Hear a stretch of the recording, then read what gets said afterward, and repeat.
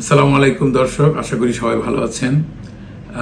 এই সময়ে আমরা অনেক প্রশ্নের সম্মুখীন হই, আমাদের বিশেষ করে জনসাধারণের কাছ থেকে, আমাদের বন্ধুবান্ধবদের কাছ থেকে, যে এই সময়টাতে দেখা যায় যে অল্পতেই একজন মানুষ সর্দি জ্বর, ঠান্ডা জ্বর, যেটা আমরা কমনভাবে বলে থাকি, আক্রান্ত হয়ে যায়।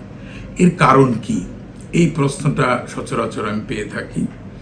এর কারণ হচ্ছে এই যে আমরা বলি যে একটু সিজনাল চেঞ্জ হচ্ছে, ঋতুর পরিবর্তন হচ্ছে, আস্তে আস্তে গ্রীষ্মের দিকে আমরা এগিয়ে যাচ্ছি। তো এই সময়টাতে হয় কি, যেমন বৃষ্টিপাত হচ্ছে না, ধুলাবালি খুব প্রচুর পরিমাণে থাকে আবহাওয়ার মধ্যে। এই ধুলাবালি এবং আদার যে ডাস্টগুলো থাকে, এই ডাস্টগুলো আমাদের রেসপিরেটরি প্যাসেজে অ্যালার্জির কারণ হয়ে দাঁড়ায়। এই অ্যালার্জির কারণে অ্যালার্জিক রাইনাইটিস বা সর্দি জ্বর বা স্বাভাবিকভাবেই যে প্রদাহ হয়ে থাকে আমাদের রেসপিরেটরি প্যাসেজে, সেটি হয় এবং সেটার কারণেই এরকম ঠান্ডা, সর্দি, জ্বর, কাশি এগুলো হয়ে থাকে। তবে এটির সঙ্গে আরেকটি কারণ যুক্ত হয় মাঝে মাঝে, সেটি হলো ভাইরাস।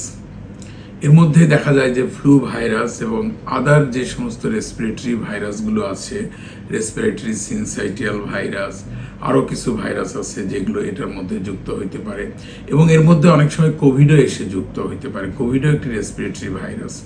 তো যাই হোক, এই সমস্ত ভাইরাসগুলো দিয়েও এই আক্রান্তটাকে দেখা যায় যে মানে ত্বরান্বিত করে বা এটাকে আরেকটু মারাত্মক আকার ধারণ করে দেয়। তো যাই হোক, এগুলোর থেকে একটু সাবধান থাকতে হবে। যদি আমরা কিভাবে এটার থেকে পরিত্রাণ পেতে পারি, পরিত্রাণ পাওয়ার উপায় হচ্ছে অবশ্যই আমাদেরকে মাস্ক পরিধান করতে হবে। তারপর মাস্ক যদি আপনি পরিধান করেন, তাহলে আপনার যে অ্যাটমসফিয়ারের মধ্যে যে সমস্ত ডাস্ট আছে বা যে ভাইরাস পার্টিকেলগুলো আছে, এগুলো আপনার রেসপিরেটরি প্যাসেজ বা নাকের মধ্যে প্রবেশ করবে না এবং সেই ক্ষেত্রে আপনি ভালো থাকতে পারবেন। তাহলে অবশ্যই এই সিজনাল পরিবর্তনের সময় মাস্ক পরিধান করবেন। যদি কারো হয়েই যায় ঠান্ডা, সর্দি, জ্বর, একটি প্রশ্ন আমাদেরকে বলে যে কতদিন লাগে এটি ভালো হইতে।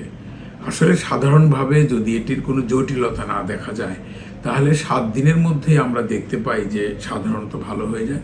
তবে কারো কারো কাশিটা পারসিস্ট করতে পারে অনেক দিন পর্যন্ত, ওটার জন্য কিছু বিশেষ ব্যবস্থা নিতে হয়। তবে সাধারণত 7 থেকে 10 দিনের মধ্যে এই সর্দি জ্বর যেটি হয়, এটি সাধারণত ভালো হয়ে যায়। আমরা বলি যে ওষুধ খেলে 7 দিন, ওষুধ না খেলে 1 সপ্তাহ। তো যাই হোক, এটি নিয়ে খুব বেশি মারাত্মক কোনো রোগ হয় না। তবে যারা একটু বয়োবৃদ্ধ, যাদের বয়স অনেক কম, তাদের মধ্যে এটি মারাত্মক আকার ধারণ করতে পারে। এটি নিউমোনিয়াতে রূপান্তরিত হইতে পারে, ভাইরাল নিউমোনিয়া, বা এটির সঙ্গে যদি ব্যাকটেরিয়া সংক্রমণ ঘটায়, তাহলে ব্যাকটেরিয়া জনিত কারণেও নিউমোনিয়া হতে পারে। কাজে অবশ্যই আমাদেরকে এই সাবধানতাগুলো অবলম্বন করতে হবে এই সময়ে বাইরে গেলে। তার কারণ এখন রোজার মাস, ইফতারির আগে প্রচণ্ড ভিড় হয়। আমরা যদি ভিড়ে যাই, আমরা যদি একটু শপিংয়ে যাই, অবশ্যই আমাদেরকে মাস্ক পরিধান করতে হবে। মাস্ক পরিধান করতে ভুলবেন না। আরেকটি কথা হলো যে হয়ে গেলেই সঙ্গে সঙ্গে অ্যান্টিবায়োটিকের আসলে প্রয়োজন নেই। আমরা দেখা যায় যে কথায় কথায় অ্যান্টিবায়োটিক খাই, অ্যান্টিবায়োটিকের প্রয়োজন নেই। আপনি সিমটোম্যাটিক কিছু প্যারাসিটামল খেতে পারেন, আপনি 2-1 অ্যান্টিহিস্টামিন খেতে পারেন। যদি কারো একটু ব্রঙ্কোস্প্যাজম থাকে, একটু ব্রঙ্কোডাইলেটর জাতীয় ওষুধ খেতে পারেন। সেটি আপনার ডাক্তার আপনাকে নির্ধারণ করে দিবে। এটি নিয়ে সাধারণভাবে ডাক্তারের কাছে না গেলেও চলে।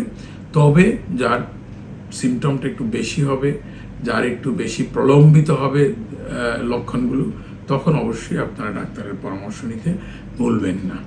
তো যাই হোক, এই পর্যন্ত আজকে। আসসালামু আলাইকুম, ভালো থাকবেন।